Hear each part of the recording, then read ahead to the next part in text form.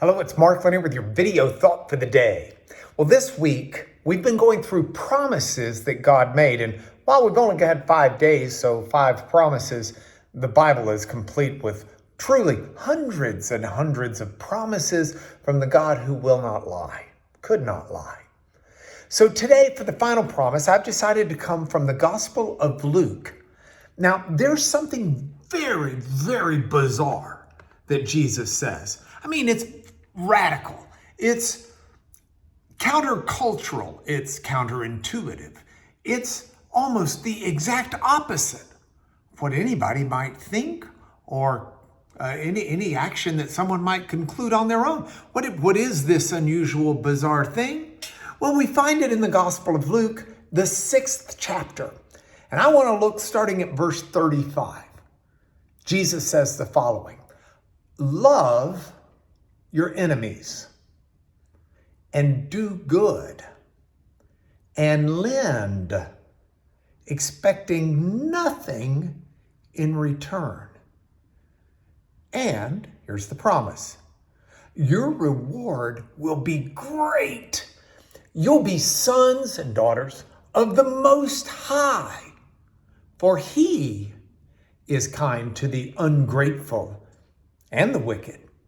So be merciful just as your Father is merciful.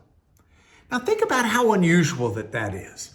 The idea of being kind and loving your enemies, the idea that someone who is offensive to you, someone who's not nice to you, someone who's even mean to you, that you might seek to do good for them in ways that don't remunerate or come back to you at all.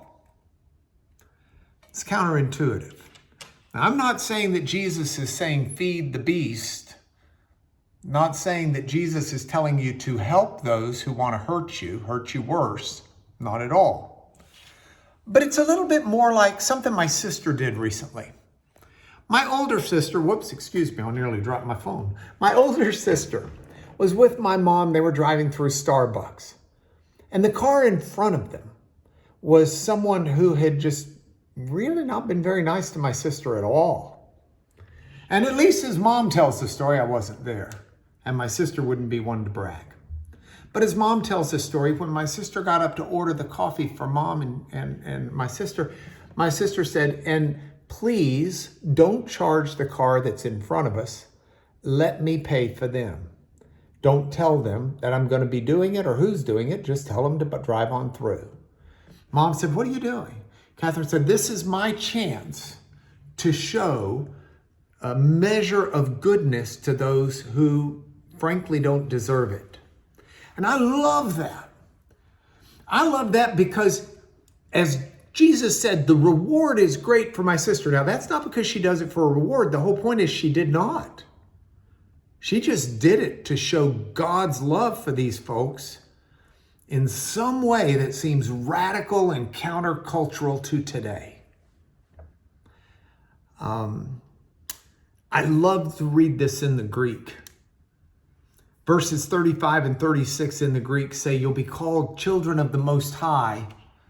And the reason why is because God Himself loves or is kind to those who are ungrateful. There's a play on the Greek word. Charis is the word that's translated kind. And what Luke does is just put the letter A in front of it, the alpha. And that just means the opposite of. So we don't get that opposite in our English language. But if I was to translate that a little more carefully, to emphasize that, I should say, then God is kind to those who aren't kind. God shows mercy to those who don't show mercy. It's really counterintuitive, but in its depth, it's not. The bottom line is, none of us deserve the love of God. But the promise of God is that He loves us regardless of whether we deserve it. And so He calls upon us to do the same to others. And in that way, we are children of Him because we're getting that spiritual DNA of the loving God who loves us, even though we don't deserve it. So love those that are your enemies.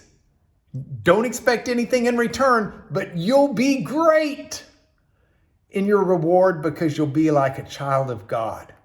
And that's your video promise and thought for the day.